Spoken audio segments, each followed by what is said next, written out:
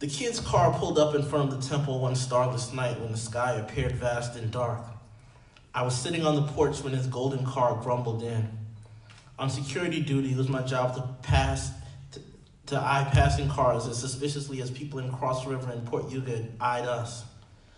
The wrong balance of things, of people, could topple the serenity of the new history we were building. The deity's wife stood leaning into the doorway, peeling an orange, enjoying fully the early summer warmth. She wore shorts so short, when I stood behind her, I thought I could see the beginning of a curve. But I may have just been imagining that. I could never figure the truth of her flesh from the fantasy of it. I rose and approached the car. The man who stepped out of the Honda wore wrinkled clothes, perhaps freshly fished from the bottom of a dirty laundry pile. And he had a thick, knotty beard and dreadlocks that scraped at his shoulders. His cheeks looked like shallow, dry lakes, and his skin the pale dust of arid earth. "Hello," he said. "I've been driving for days. I didn't think my car would make it. I'm exhausted. I've come to..." "It's not no flop house," I said. "There are motels a few miles to the south in Port Hugo or a little bit to the west in Cross River. I suggest you go to one of those places." "I've come to learn river beat from the master." He shambled forward, a step, 2 steps. I put my hand in my pocket and thumbed the rough handle of the knife I kept in there on these nights. I wasn't supposed to have the weapon, but self-defense is a human right. There were women and kids here to protect. If I were Master Didi, I would steady my core, center my breast, and prepare my palms to repel him with a slapboxing attack. I'm not the master, though. "Don't step any further," I said. "My little buddy Osiris is weary too, sir."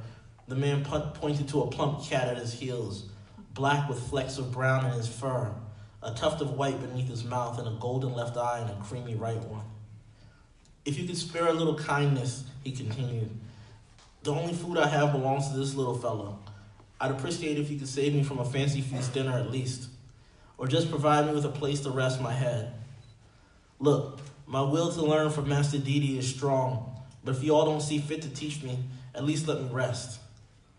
"Out of luck, bro. We out of spaces," and I felt a shove at my shoulder that nearly knocked me to the earth. Master Didi's wife pushed by me. "Who taught you compassion, Slim?" she said. She placed her hand on the man's shoulder. "I'm sorry about that. Some people can be overprotective. I'm sure you can understand. Follow me. I think we have a guest room available in the basement. You may have to share it with a few others. Is that okay?" The man nodded, and the 2 of them stepped up the stairs, followed by the cat. "Now you get settled in, and I'll bring you some rice." "Master Didi's not going to be happy about this," I said, and the nagging whine of my voice disgusted even me. She didn't turn. She called, "If Dave has a problem, you tell him to come see me." It would be a lie to say I forgot about the kid after a few days passed, but I had trials to prepare for, and he seemed harmless.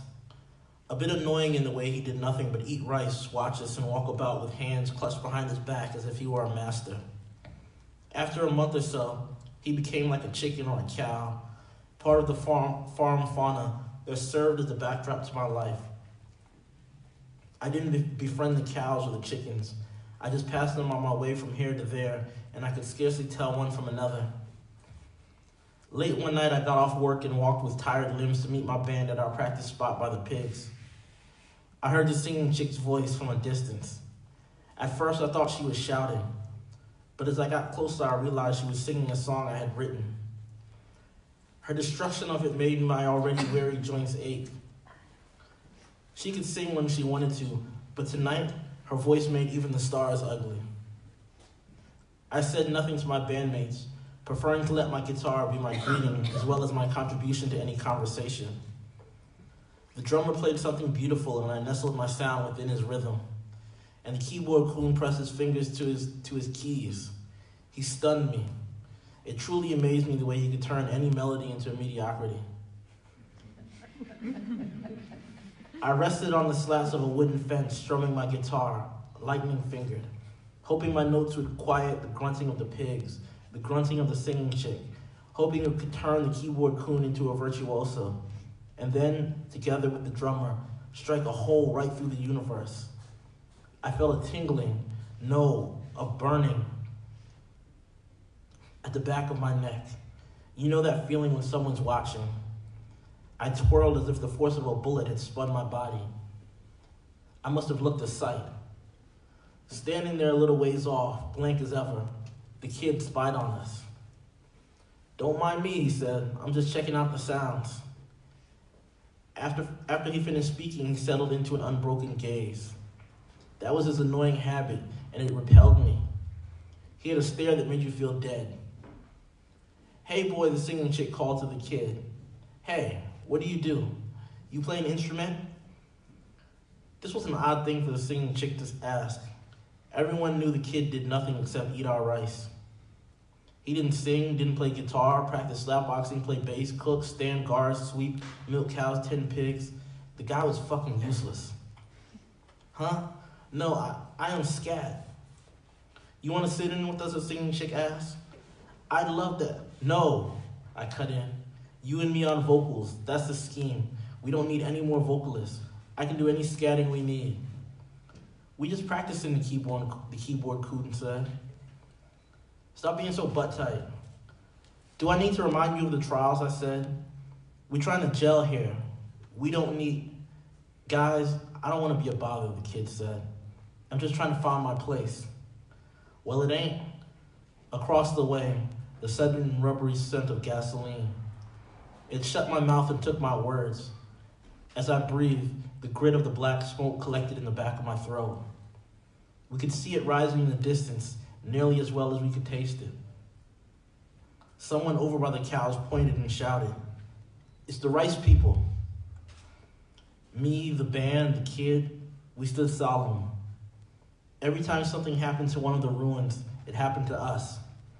A tragedy and a failure in the mission to reclaim the land. The people on that rice farm on the other side of the wildlands traded with us. They had been particularly insular, particularly unfriendly, but I took all squatters among the ruins as a sort of extended family. Comrades in this journey. One hadn't burnt in so long. The last fire was before I or any of my bandmates arrived. The threat of flames hung over our fire hazard homes at all times. Though, a burning now and then was inevitable. "Fucking weirdo," someone said. I didn't look up to see which idiot was speaking. Probably the keyboard coon. It didn't matter. This moment stood taller than my band, taller even than if we stood on each other's shoulders. "It seems like," the kid said slowly, "it seems like it's the fate of all the ruins to burn." What kind of shit was that to say? Had the smoke intoxicated him? Did he not believe, and believe deeply in the meaning of our existence, of our reclamation? If not, then why was he here? To jinx us? To curse our mission? If the temple burned, I'd have nowhere to rest my head. I had no other home. I wasn't unique in this. This was not at all a game to me. The kid's presence now seemed to me like a harbinger of some coming terribleness. I wanted to pelt him with a rock shower. I glared at the rising smoke. I glared at the kid. I glared at the smoke. I couldn't tell you at the moment which I hated more. Early one morning in the turgid, musty swamp, Freddie Lee collapsed amongst the rice and the brown water, a result of working his body like a machine. Both John Henry, the steel-driving man, and the locomotive at the same time. He loved the work. He so loved the work he bowed himself to fill basket after endless basket with rice stalks, and as a reward, he fell face down into the crops before any of us woke. We all labored next to his body as we were told to do, coming to view his dead form with irreverence.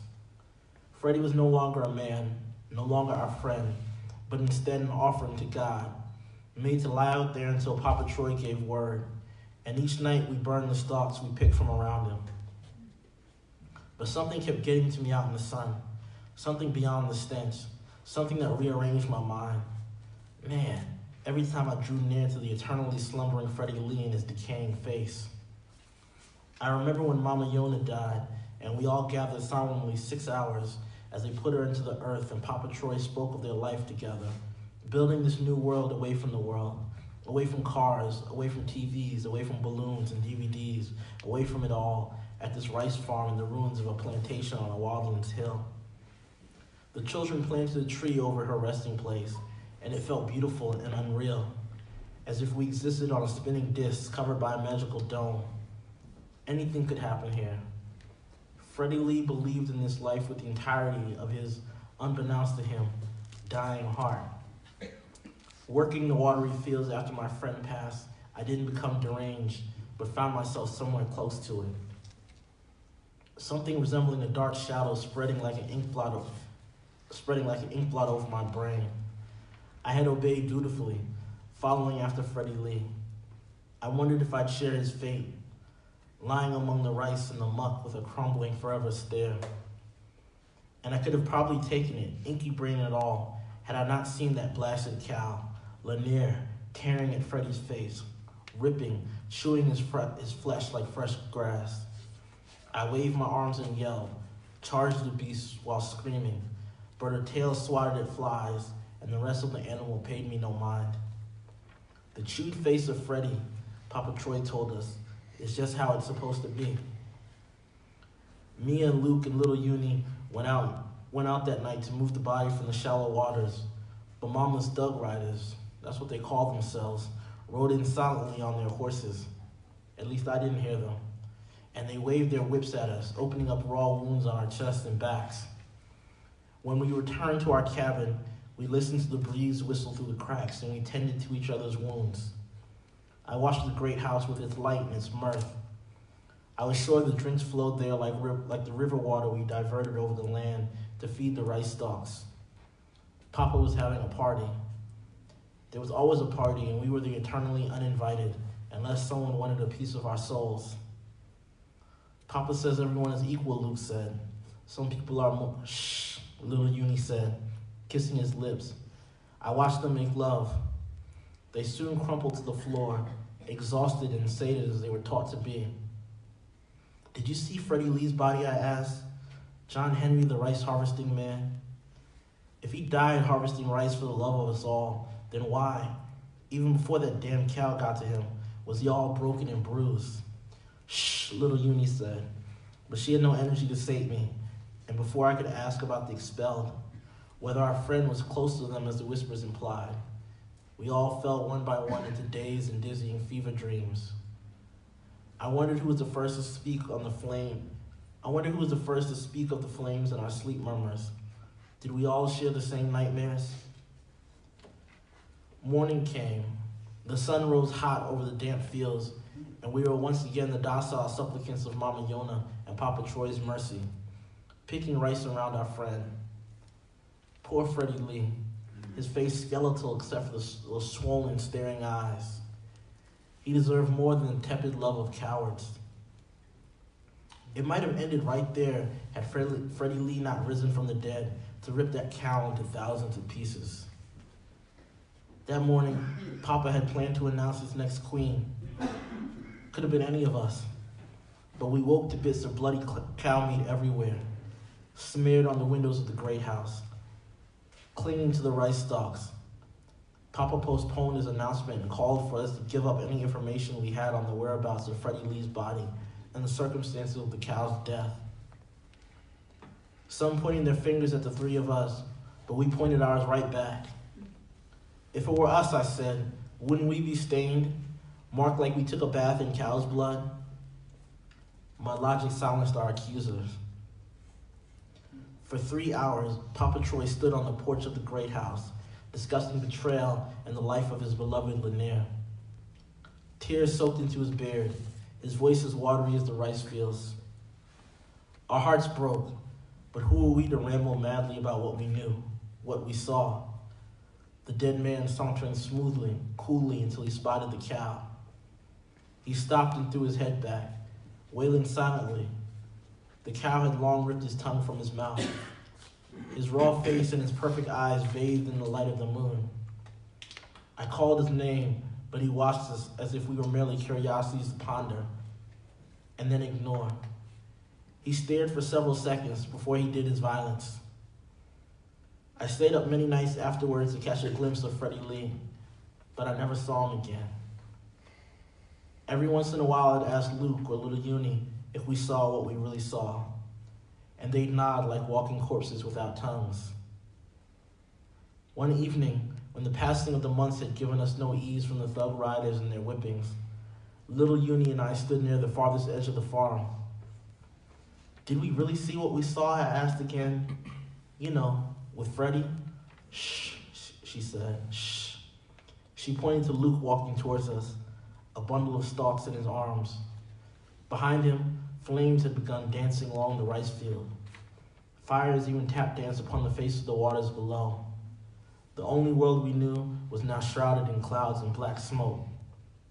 I watched Luke's rice and breathed in his fumes. He stank of gasoline. Little Uni sighed.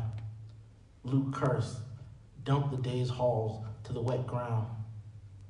Little Uni lit a match.